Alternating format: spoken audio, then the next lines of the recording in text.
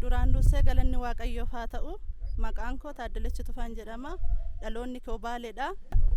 Na dhukkubee waldaa kana dhufee achi na kaasanii na kadhatanii sirratti hojjetamee dhibeen kee baay'ee guddaadha, biyya alaatti si yaalamtu, biyya keessatti si yaalamtu naan jedhamee hixii sammuu kee qixxee keessatti waan si biqilee jiruuf fayyina argattu. Waaqayyo immoo amma yidduu si gale si fayyiseera.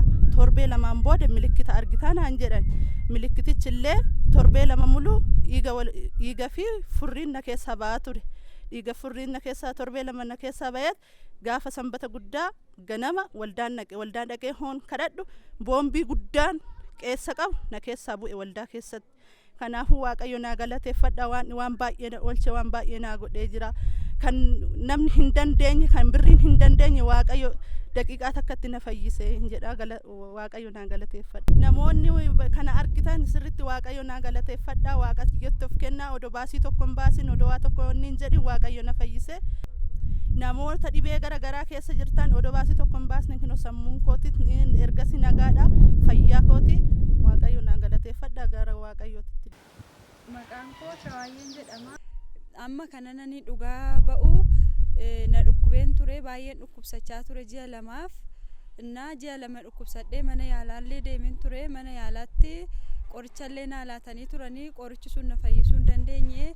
Baay'ee hafuura na kutaa hafuuran baafadhuun ture. Baay'ee na dadhabsiisee ture. Ka'een waldaa karaa jireenya bara baraa jedhu gaaf tokko ka'een dhufe.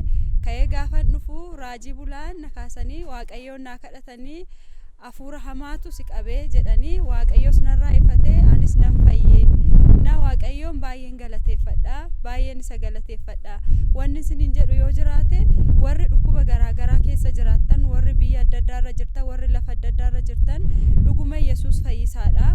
Dhuguma Waaqayyo fayyisaadha. An qorichi hin dandeenye, ammanni yaalaan dandeenye hedduu danda'a waan ta'eef gara wal jireenya bara baraatti dhuftanii akka kadhachiifattaniin ergaa isiniif dabarsa.